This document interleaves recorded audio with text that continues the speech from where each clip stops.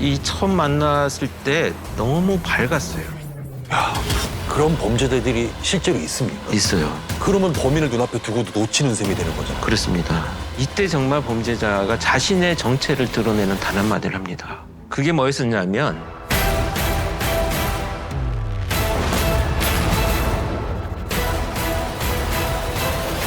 대한민국 1호 프로파일러 권일용 교수님과 함께하는 사건의 결정적인 증거죠. 스모킹 건을 찾는 시간. 스모킹 건 시즌2가 이렇게 다시 찾아뵙게 되었습니다. 어떤 현장들은 이렇게 정말 너무나 자연스럽게 읽혀집니다. 제 생각에는 누군가 이렇게 침입을 했다라는 흔적처럼 보이진 않거든요. 그럼 밀실 사건이 아니게 되지 않습니까? 우리 굉장히 의심을 해봐야 됩니다. 바로 이 생각이야말로 이 범인이 이 범죄를 바라보고 있는 시야구나.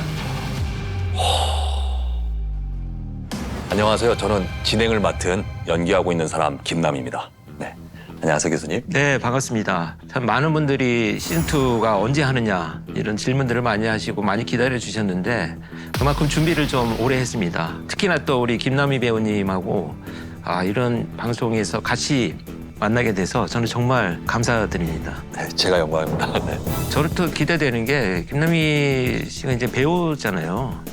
배우들이 사실 프로파일러하고 결이 상당히 비슷해요. 네. 그 범죄자의 마음으로 걸어 들어가서 사건 현장을 분석하고 또 거기에서 범죄자처럼 생각하고 행동하는 이런 것들이 배우들이 하시는 일들하고 크게 다르지 않다 이런 생각을 했는데.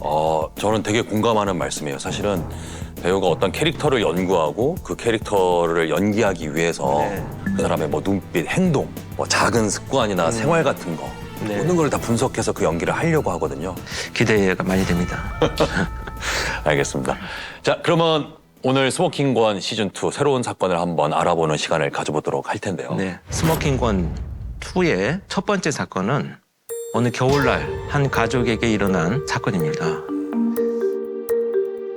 어떤 일이 있었던 건지 이 사건의 목격자인 남편의 목소리를 통해서 먼저 이야기를 들어보면 좋을 것 같아서 제가 남희 씨한테 미리 부탁드린 게 있었죠. 알겠습니다. 네, 고맙습니다. 이 사건을 처음으로 목격한 남편분의 증언을 좀 토대로 마치 제가 이제 목격자가 된 것처럼 한번 읽어보도록 하겠습니다. 그날은 월요일이었어요. 저희 집 애가 아들은 3살이고 딸은 이제 10개월 됐어요. 아침마다 난리도 아니지만 그래서 그냥 평범했어요. 똑같이 출근도 했고 회사에서도 별일도 없었고 그렇게 똑같이 퇴근해서 집에 갔는데 저희 집이 북도식 아파트거든요. 뭔가 조용하더라고요. 아내는 저녁을 준비하고 있을 테고 애들은 또 가만히 있을 리도 없잖아요. 그런데 이상하게 조용한 느낌이었어요. 원래 맨날 집에 있었어요. 어딜 나간다는 말도 없었고. 그런데 문이 잠겨 있더라고요. 애들 소리도 안 들리고 집안에서 아무런 반응도 없고. 그래도 상상도 못했어요. 문을 열고 들어갔는데 아내가 작은 방 문 앞에 주저앉아 있더라고요. 근데 목에 줄이 걸려 있고 그 뒤로 비닐봉지가 하나 보이는데 그게 너무 작고 소중한 제 딸 머리에 씌워져 있었어요. 숨을 안 쉬고 그대로 가만히 누워 있더라고요. 우리 아들이 안 보여요. 미친 듯이 아들을 찾아서 헤맸는데 다시 작은 방에 들어가 보니까 벽장이 거기에 있었어요. 가만히 죽은 채로. 이게 목격자가 처음 상황을 맞닥뜨렸던 상황입니다. 네. 제가 읽으면서도 좀 감정이 좀 무거워지네요. 그 남편이 처음 진술한 내용들을 이제 남희 씨가 읽어봤지만 그 감정이 어떤지는 사실 가늠이 잘 안 되시리라 생각이 듭니다. 맞습니다. 결과적으로는 남자가 나가서 일을 하고 있던 한나절 사이에 두 아이와 아내가 모두 사망한 채로 발견된 이런 사건이죠. 이게 직접 교수님께서 참여하신 사건인가요? 네, 그렇습니다. 제가 어느 시점에 투입이 됐었는지는 사건을 이제 차차 풀어가면서 말씀을 드릴 예정입니다. 그 앞서서 제가 사건을 목격한 목격자의 눈, 그리고 일반인의 시선으로 오늘 사건의 개요를 먼저 살펴봤다면 지금부터는 교수님의 눈이죠. 프로파일러의 눈으로 재구성을 한번 해봐야 할 것 같네요. 두 번째 시즌으로 돌아온 만큼 저희가 준비한 게 있습니다. 바로 이렇게 저희가 세트를 한번 만들어 봤는데요. 지금 이 세트가 저희가 뭐 간단하게 구성을 해봤지만 그 작은 방의 세트를 구현해 본 거죠.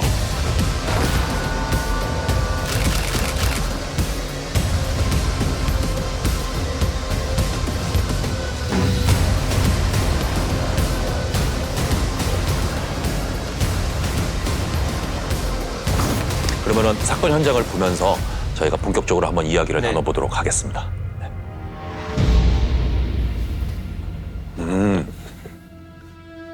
자, 이 그림은 당시 사건 현장 상황을 재현한 그림입니다.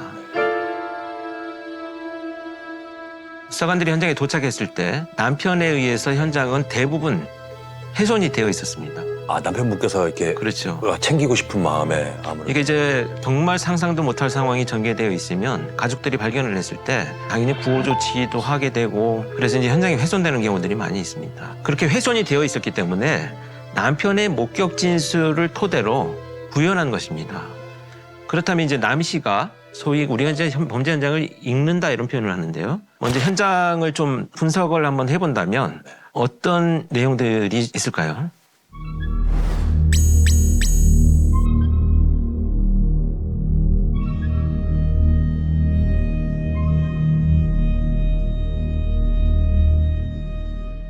일단은 아내가 이게 노끈 같은 것 같은데 이게 뒤로 해서 넘어갔다는 거는 이쪽에다가 아마 줄을 매달은 거겠죠. 이 안쪽에 있는 손잡이에요. 근데 보통 이럴 때는 살아날 때 보통 이런 목을 매지 않습니까? 그다음에 우리 아이들이 이렇게 일단 이 딸아이는 10개월밖에 안 됐고 이 큰 아들도 3살밖에 안 됐고 스스로 뭔가 그 어린 아이들이 자기의 생명을 다할 리는 없을 것 같고요. 그렇다면은 아내분께서 아이들을 먼저 이렇게 보내고 본인 스스로 목을 메고 간 것처럼 보이거든요. 그렇죠. 네. 살이라고 가정을 해본다면 이 사건은 범인이 현장 안에서 사망한 채 발견된 사건이 되죠. 맞습니다. 범인이 엄마니까. 네. 자, 이제 아이들 엄마의 시신을 좀 더 자세히 들여다보면서 이야기를 해볼 필요가 있겠는데요.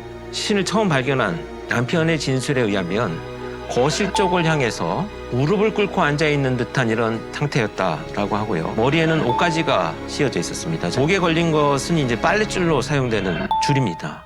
아, 저희가 흔히 많이 봐왔던 그 주황색 꽈배기가 되어 있는 그 빨래줄. 네. 자, 올가미 반대편은 문 안쪽 손잡이에 단단히 고정되어 있어서 남 씨가 이제 의심하는 대로 엄마가 스스로 이제 손잡이에 줄을 고정시키고 목을 매달아서 산한 것이다. 이렇게 현장이 말을 하고 있죠. 알겠습니다. 그럼 사인을 좀 정확하게 저희가 좀 알아봐야 네. 될 것 같은데요. 사인이 어떻게 될까요?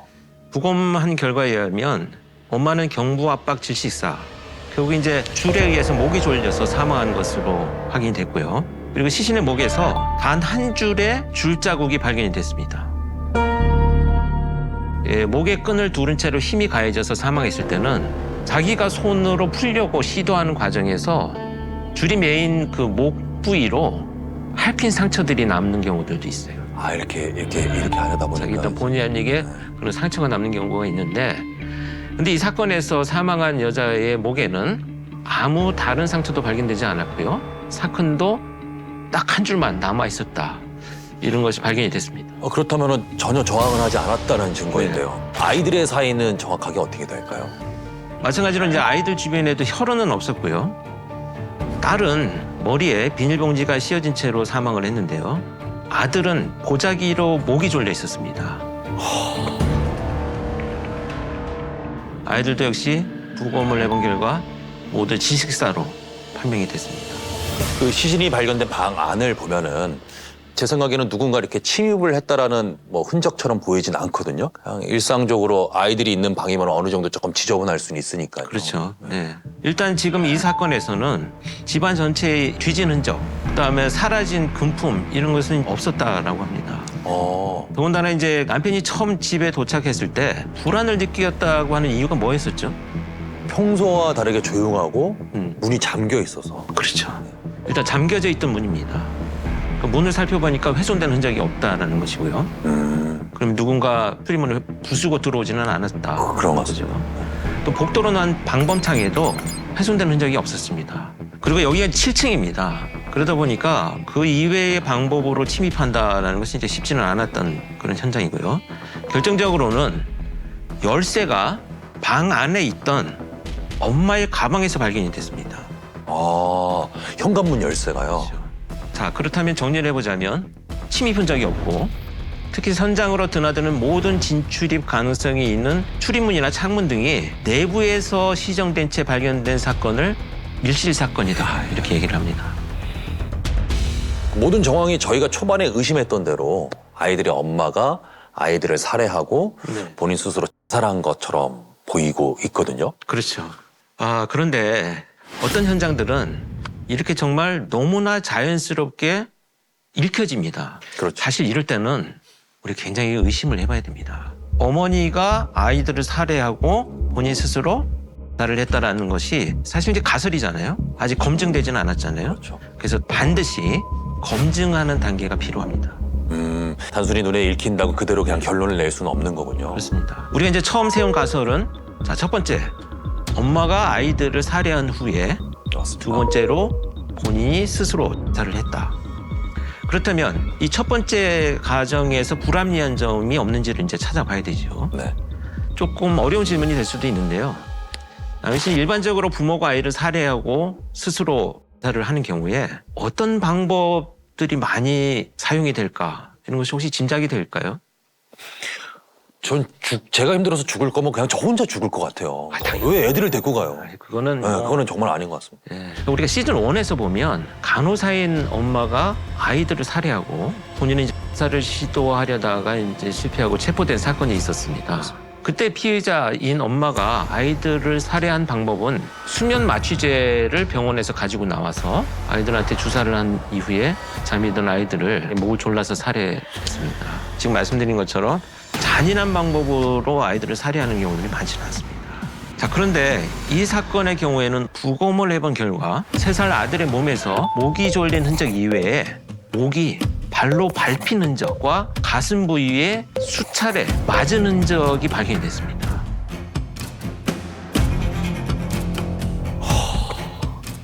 그게 그런데 이제 같은 흔적이 10개월 된 딸한테서도 발견이 됐습니다. 자, 이렇게 되면 잠깐 이야기를 나눴던 살해 방법이 너무 지나치게 잔인하다고 느껴지죠. 이미 그 자체로도 아이들이 충분히 사망할 수 있을 것 같아요. 그렇죠. 네. 자, 그래서 우리가 지금 주의 깊게 보아야 될 것 중에 하나는 그렇다면 아이들의 시신에 이런 불필요한 잔혹한 공격이 가해진 과연 이유가 뭘까를 찾는 것이 가장 중요합니다. 그럼 저희가 첫 번째 세웠던 가설에 약간 모순이 생기네요. 그렇죠. 엄마가 아이들을 살해했다기에는 방법적인 면에서 필요 이상으로 잔인했다. 네. 이후에 두 번째 가설이죠. 엄마가 스스로 살했다면 여기에는 또 불합리한 점이 없는지를 시신을 다시 한번 살펴봐야 됩니다. 네네. 자, 목맨탈 장면을 떠올려 봤을 때 사건 현장과 다른 점이 있다면 어떤 것이 있을까요?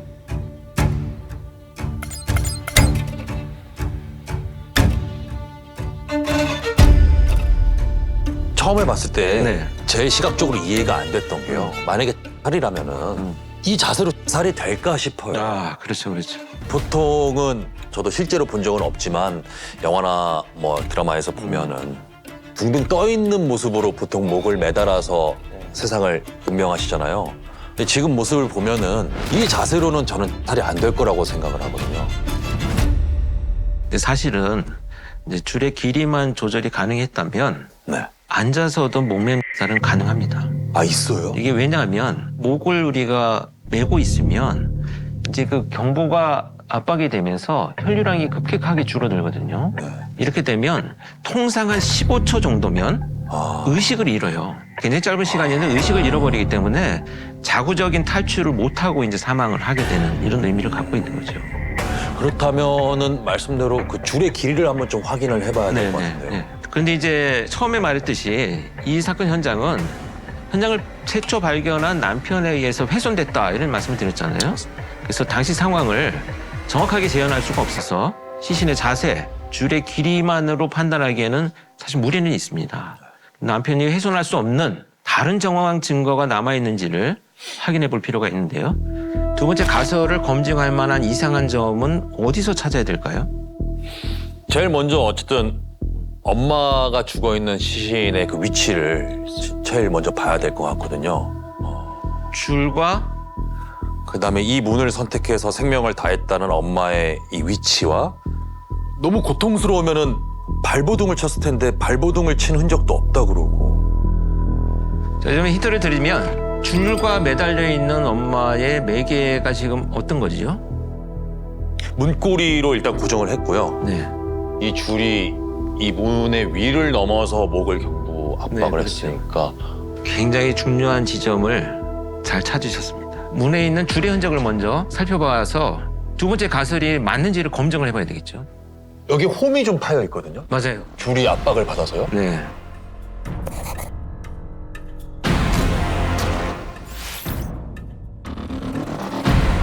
당시 이제 현장에 출동했던 우리 이제 CSI원들, 과학수사위원들은 방금 보신 것처럼 저렇게 문 위쪽에 난 홈을 보고 이런 생각을 했어요. 자, 성인 여성 한 명이 줄 하나에 체중을 완전히 실었는데 그런 체중이 실린 것 치고는 홈의 깊이가 너무 얇다는 거죠. 뭔가 무늬를 보호하고 있었다면 줄자국이 저렇게 옅게 나타날 수도 있지 않나. 자, 그럼에도 불구하고 문에 자국이 남았다면 그 덧댄 물건에도 줄자국이 남아 있어야 되잖아요. 그렇겠죠. 네. 근데 문제는 그렇게 가설을 설정하고 보니까 현장에서 그런 용도로 사용됐다는 의심되는 물건이 발견이 되지 않았어요. 하긴 여긴 또 밀실이니까 있었던 물건이 사라졌을 리도 없잖아요. 그렇죠. 자, 그럼 반대로 생각해 볼 수도 있어요. 집안에 물건이 사라질 수 없다면 외부 물건이 집 안으로 들어올 수도 없어야 돼요. 그렇죠. 집 안에서 발견된 외부 물건이 있는지 반드시 확인을 해봐야 되겠죠. 혹시 뭐 그런 게 있었나요, 그러면요? 그게 뭐였었냐면 남편 진술을 종합해 본 결과 이 바로 목을 매는 데 사용한 이 빨랫줄이 평소 이 집에서 사용하던 물건이 아닌 새 줄이었습니다. 아, 또 저 줄의 나머지 부분이 집안 어디에서도 발견되지도 않았어요. 그리고 결정적으로 또 하나가 있습니다. 사망한 어머니의 오른손을 확인을 해봤더니 약 1.5cm 정도 되는 뭔가를 고정시키는 종이로 된 테이프, 이것이 하나가 발견이 됩니다. 그런데 줄과 마찬가지로 집안 어디에서도 종이 테이프는 발견이 되지 않았어요. 그 외부의 물건이 집 안에서 발견이 됐단 말이죠, 그러면요? 그럼 밀실 사건이 아니게 되지 않습니까? 그렇습니다. 처음에 이 장면만 보고 우리가 해석을 했던 것보다는 훨씬 더 많은 모순점들이 지금 발견되기 시작을 하죠. 제가 그런 말씀 드렸죠. 어떤 현장은 너무나 자연스럽게 그냥 읽힌다. 이게 의미하는 바가 과연 뭘까? 자, 누군가는 그렇게 읽히기를 바라고 꾸며놓은 위장된 현장은 아닐까? 아, 그럴 수 있겠네요. 네. 그래서 단번에 파악되는 현장일수록 가설 검증이 굉장히 중요하다는 거죠. 근데 만약 검증 단계에서 모순점이 발견된다면 그 모순점이 바로 범인이 의도치 않은 자신도 모르게 현장에 남겨버린 사건의 스모킹건이 될 수가 있습니다.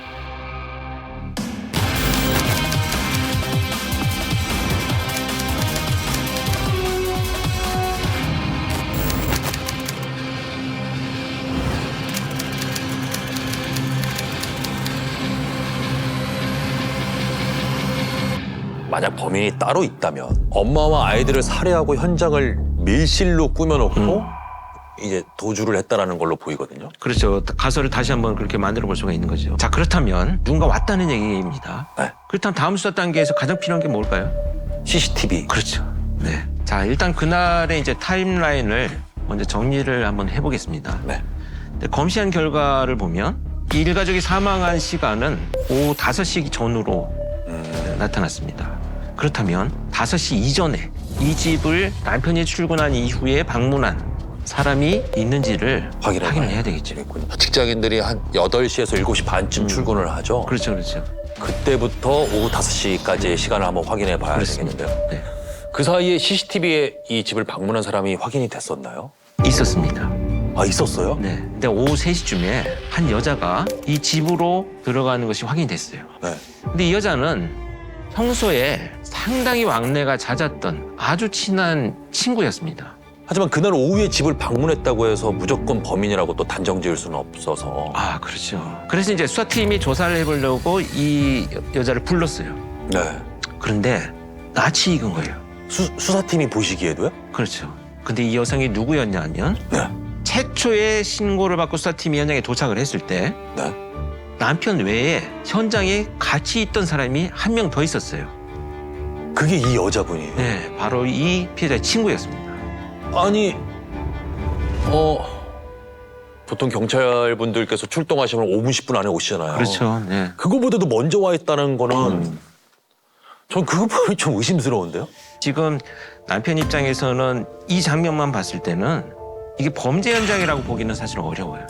아, 그런데다가 지금 너무 놀라고 합리적인 판단을 해야 된다는 이런 사고 과정이 진행되기가 어렵기 때문에 사건 당시 너무 놀란 남편이 이제 아내하고 가장 친한 친구였던 이 여성한테 전화를 걸었고요. 그래서 곧바로 현장에 바로 달려와서 같이 이제 만나게 된 거죠. 그리고 수사팀이 도착했을 때는 워낙 현장에서 막 격렬하게 슬퍼하고 오열하고 있던 모습이어서 근데 수사관들도 정말 그 이 여성은 친한 친구의 죽음을 목격하고 똑같이 충격을 받았다. 이런 친한 친구이구나 라고만 생각을 했던 거예요. 용의자 조사 결과는 과연 어떻게 되는지 좀 궁금하거든요. 자, 당일에 이 사망한 피해자 집에 방문한 이유를 물어보니까 처음에는 이렇게 얘기를 했어요. 피해자한테 내가 돈을 빌려주러 갔다. 그렇다면 실제로 이 친한 친구분과 사망한 아내분이 금전적인 좀 문제가 있었을까요? 그래서 이제 그런 정황이 수사에서 나타나지가 않았습니다. 확인되지도 않았고요. 그런데 가만히 보니까 용의자의 자세가 어딘가 어색한 거예요. 아, 어디가요? 자, 조사받는 내내 왼손을 소매 안에 계속 집어넣고 가리는 이상한 행동을 합니다. 너무 이상한데요? 그렇죠. 네. 그래서 손 꺼내봐라 라고 하니까 당연히 그럴 것 같아요. 마지못해서 이제 손을 꺼냈는데 여기에 삥 둘러서 선명한 자국 하나가 발견이 됐어요.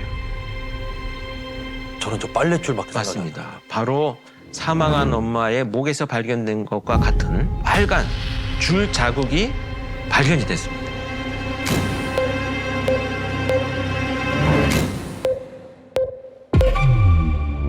강렬하게 당길 수밖에 없으니까 강하게 이 자국이 남을 수밖에 없지 않을까. 그렇죠. 저는 그렇게 생각이 듭니다. 네.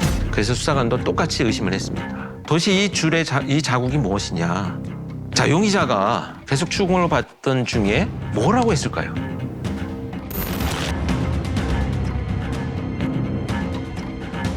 너무나 황당하게도 내가 죽인 게 맞다라고 수순이 자백을 했어요. 그런데 웃긴 건 범인의 대답이 여기서 끝난 게 아닙니다. 내가 죽인 게 맞다. 그 이후에 한마디를 덧붙였는데 과연 뭐라고 했을까요? 내가 죽인 게 맞다? 정말 그 용의자가 범인이라면 수갑 채워서 잡아가십시오. 뭐 이렇게밖에 말할 게 없지 않을까요? 맞아요. 그런데 이 여성은 절대 증거를 찾을 수 없을 거다. 아주 자신만만하게 얘기를 합니다. 진지한 자백이라기보다는 이런 태도였을 거라고 예상이 돼요. 뭐냐면 자기가 이제 완벽한 완전 범죄를 이루었다. 그래, 내가 죽였다. 니들이 의심하는 대로. 그럼 증거를 찾아와봐. 라는 이런 자만, 오만함이 가득한 이런 자백의 유형입니다. 야, 그런 범죄자들이 실제로 있습니까? 있어요. 네. 그렇다면은 그 범죄자가 그렇게 말한 자백을 뒷받침할 수 있는 명확한 증거를 경찰들이 못 찾으면 그렇죠. 그러면 범인을 눈앞에 두고도 놓치는 셈이 되는 거잖아요. 그렇습니다. 우리 대한민국 형사소송법에는 자백이 유일한 증거인 경우에 법정에서 증거를 채택하지 않습니다. 48시간 안에 증거 확보를 못하면 네. 풀어줘야 돼요. 더 문제는 다시 증거가 확보됐다고 하더라도 같은 죄명으로 또다시 입건할 수가 없어요. 아, 같은 제명으로는 다시 그렇죠. 입건이 안 돼요? 네. 절대절명에 지금 순간을 접하게 된 거죠. 이 범인에 의해서. 저 정도로 범인이 당당하게 이야기하는 거면은 증거를 완벽하게 인멸했다라는 스스로 자신감이 있으니까 저렇게 얘기를 했을 것 같은데. 그렇죠. 증거를 확보할 수 있는 과정이 어땠는지 좀 궁금해요. 네. 그런데 너무나 황당하게도 증거는 어렵지 않게 발견이 됐습니다. 이 용의자의 집을 압수수색을 했습니다. 그때 놀랍게도 그 집에서 범행 계획서가 발견이 됩니다. 지난 며칠간의 행적, 피해자들을 유인하는 방법, 이걸 다 그림까지 그려가면서 구체적으로 범행 수법을 준비한 흔적이 그대로 남아 있었던 거죠. 근데 이게 왜 증거가 됐느냐? 이 그림의 모습대로 엄마가 사망을 했다는 현장이 그대로 그려졌군요. 아니, 그렇게 당당하게 증거 못 찾을 거라고 오만방자하게 얘기해놓고 그 집안에 가장 중요한 범행 계획서를 두고 갔다는 게 너무 어이가 없는데요. 범죄자들이 이렇게 치밀하지 않습니까? 정말 어리석고 말도 안 되는 판단들을 하죠. 거기다가 그 계획서의 내용에 의하면 6개월 정도를 준비를 했었고 또 시도는 이번이 처음도 아니었어요. 이미 여러 차례의 시도가 있었습니다. 그 계획서의 내용에 의하면. 그런데 그 자백하고 결정적인 증거들로 범인이 밝혀지기는 했는데 사실 아직 사건의 전말이 다 이렇게 이해가 되진 않거든요.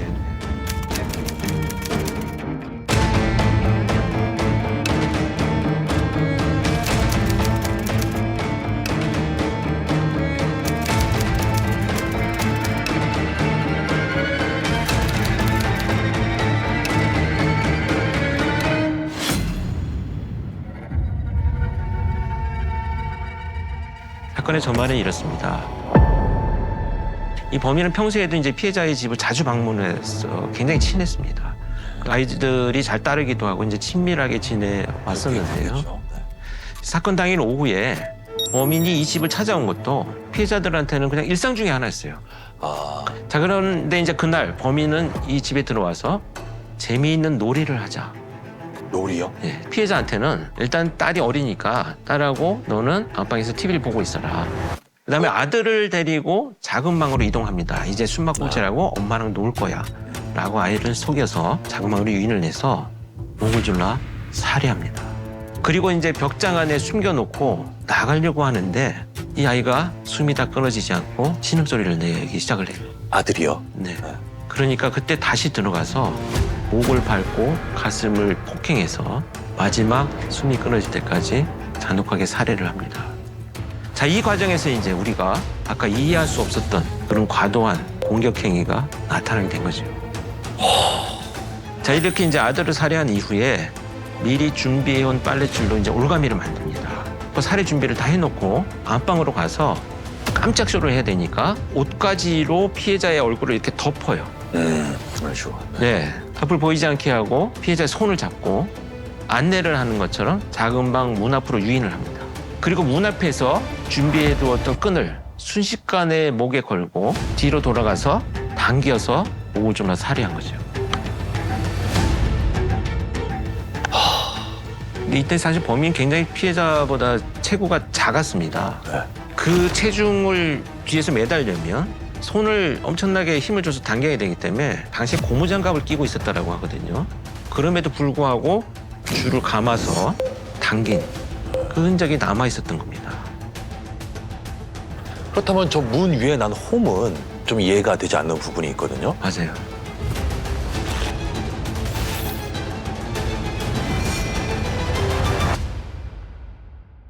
그래서 저도 굉장히 그 부분이 의아했었는데 집에서 압수한 증거물품을 보면 페트병이 있었어요.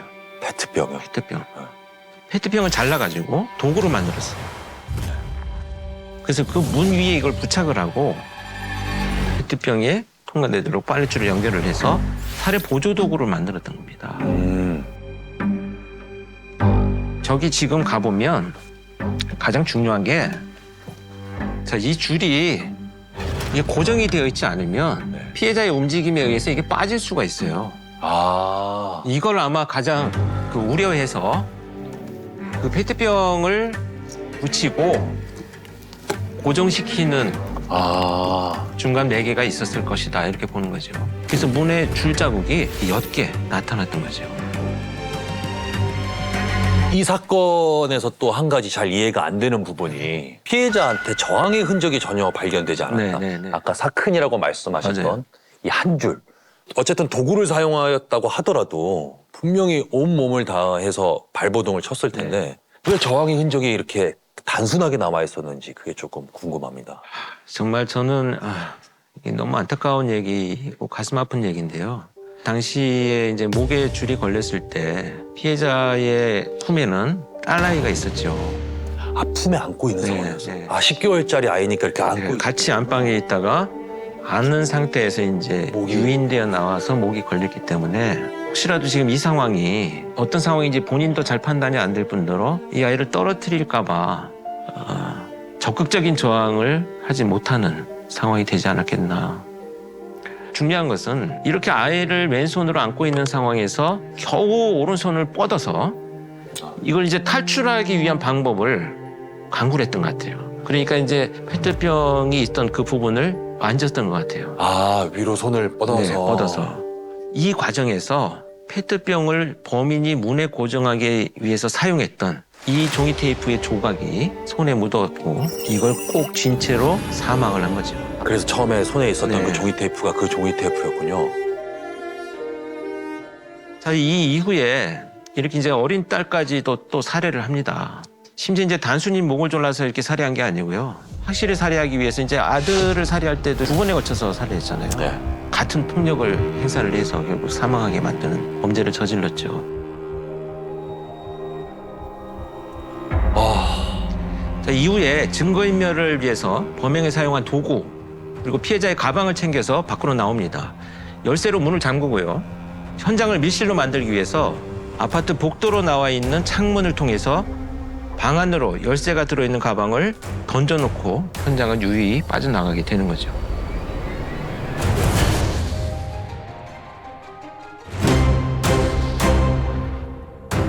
사건의 전말까지도 다 나왔는데 근데 초반에 교수님이 직접 참여하셨던 사건이라고 말씀하셨고요. 아직 그 이야기를 좀 못 해봤습니다. 네.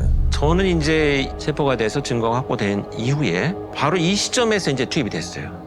상황이 다 끝났다고 저는 판단이 되는데 왜 그 시점에 또 교수님이 다시 참여를 하게 된 이유가 있겠죠, 물론. 그렇죠. 사건 초기에 범인이 밝혀졌어요. 그렇죠. 그 증거도 확보됐죠. 풀리지 않는 게 하나 있어요. 겉으로 보면 두 사람은 사실 동기가 없어요.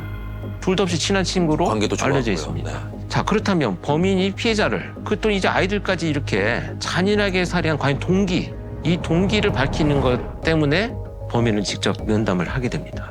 교수님께서요. 네. 그때 이 범인의 첫인상은 어땠을까요? 한번 추측을 한번 해보시죠. 지금까지 범죄 행동 또 그의 계획 이런 것들 다 이제 얘기를 들으셨는데 어땠을 것 같습니까?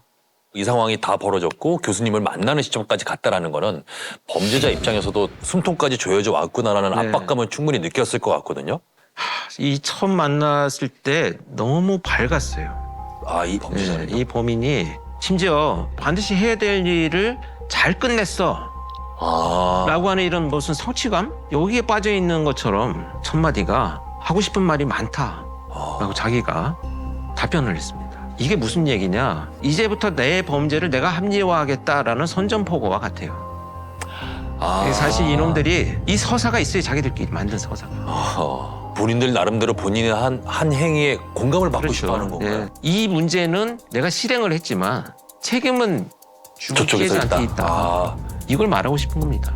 이 사건의 범인도 피해자 때문에 벌어진 일이라고 그러면 생각을 하는 것 같은데 그 범행 동기가 뭐라고 얘기하던가요? 자, 피해자는 어떤 사람이었느냐라고 질문을 했더니 평상시에 나한테 굉장히 잘해줬다. 네.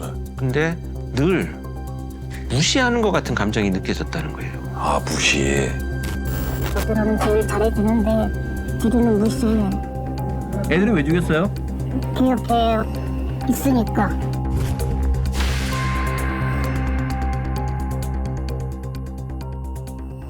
그런데 이 무시라는 것이 사실은 감정이잖아요. 그렇죠. 그럼 구체적으로 어떤 행동들을 해서 네가 그런 감정을 느꼈냐. 딱히 특별히 어떻다고 설명할 수는 없지만 내 감정이 그렇다. 무시당하는 것 같았다. 정말 진짜 헛웃음이 나오는 말 얘기밖에 안 돼요. 그냥 자신의 감정을 그냥 주장하고 있네요. 나는 그렇게 느꼈다. 맞아요. 네. 근데 사실 이제 여러 얘기를 진행을 하다 보니까 범인이 유일하게 대답을 꺼리는 부분이 있었습니다. 바로 가족에 관한 얘기였었는데요. 자기 가족 관계에서 느끼는 어떤 서운함, 소외감, 고립감, 또 부모에 대한 에피소드들이 자신을 이제 늘 괴롭혀왔다. 그래서 이런 경험들 때문에 범행을 저지르게 됩니다. 사건이 발생하기 한 2년 전에 당시 이제 유행했던 그 동창 찾기 사이트가 있었어요. 아, 예. 그때 이제 만나서 알게 됐는데 이 피해자 입장에서는 그 친구가 혼자 있고 하니 집에 자주 놀러 오고 식사도 같이 하고 많이 베풀고 이런 관계였었죠. 근데 겉으로는 피해자와 피해자의 가족들과 정말 이렇게 잘 지내는 것처럼 보였지만 결국 이 범인은 자기가 겪어왔던 삶 속에서의 어떤 가족보다 훨씬 따뜻하고 서로를 아껴주는 이 가족에 대한 어떤 삶을 보면서 시기의 감정을 느끼기 시작을 했습니다. 그러니까 본인이 행복하지 못했던 가정사가 남들이 행복하게 살고 있는 그 가정을 보면서 시기와 질투를 본격적으로 느끼기 시작한 거군요. 근데 사실 이제 우리가 좀 정의할 것은 이제 질투와 시기 같은 말로 많이 쓰이잖아요. 근데 약간 그 의미상 다른 부분이 있습니다. 뭐냐면 질투는 내가 갖고 있는 것을 보호하려는 심리적인 기제예요. 아, 네네. 그러니까 내가 뭐 이성 친구가 있는데 네. 누가 와서 뭐 영화도 보러 가고 뭐 밥 내 이성 친구하고 그냥 친구랍시고 네, 밥도 뭐 먹고 술도 마시고 영화도 보러 하면 가고. 네. 관계를 보호하기 위해서 질투를 하거든요. 질투가 나죠. 근데 시기는 달라요. 시기는 내가 가지고 있지 못한 어떤 것, 그걸 갖고 있는 사람의 것을 파괴하려는 게 시기입니다. 아, 상당히 다르네요. 그렇게 듣고 보니까요. 그래서 자신이 가져보지 못한 이런 따뜻한 가정에 대한 시기감을 느껴서 이걸 파괴하고 싶은 거죠. 아, 파괴. 이런 왜곡된 감정이 점점 확대되기 시작을 합니다. 어떻게 확대가 됐냐면 피해자 집에 들어와가지고 빨래를 개어놓으면 자기 스타일대로 바꿔서 다시 개어놓는 거예요. 가구 배치까지도 심지어 뭐 바꾸고 결국은 내 취향에 맞게 이 가정을 파괴하고 내 것으로 만들겠다. 이런 것이 이제 자리 잡기 시작을 하죠. 결정적으로 피해자 남편한테까지 접근을 해요. 이성적으로요. 그렇죠. 그래서 이 범인은 피해자의 남편과 내가 새로운 삶을 만들자. 그래서 그걸 이어가려면 장애 요인이 되는 가족들을 전부 제거해야 된다. 그래서 이 아이들까지 끔찍하게 살해하는 방법으로 범행을 저지르게 됩니다. 하지만 이 모든 범행이 다 발각이 되었고 면담 과정에서 범인의 반성의 태도를 혹시 보였을까 좀 궁금합니다. 이때 정말 범죄자가 자신의 정체를 드러내는 단 한마디를 합니다. 성공할 수 있었는데 내가 체포돼서 너무 아쉽다. 그래서 제가 바로 이 생각이야말로 이 범인이 이 범죄를 바라보고 있는 시야구나. 이건 사실 자신에 대한 어떤 죄의식은 전혀 없다고 없고. 봐야 되겠죠. 이제 방송을 보는 여러분들께서는 이 시기의 감정이라는 것에 대해서 조금 이제 인식을 하셨을 텐데 최근 이제 얼마 전에 있었던 소위 뭐 무차별 범죄가 있었잖아요. 길거리에서 이렇게. 그렇죠. 네. 길거리에서. 사실 이게 묻지마라는 표현을 저는 굉장히 부적절하다고 생각을 합니다. 왜냐하면 그렇게 되면 동기를 우리가 안 찾겠다는 얘기와 같아요. 그렇게 되면 이 범죄를 예방하는 방법이 연구될 수가 없어요. 그래서 분명히 범인은 동기가 있습니다. 그래서 이 동기를 찾는데 대부분의 지금 일어나고 있는 이 공격성이 표출되는 무차별 범죄들은 시기의 감정이 개입이 돼요.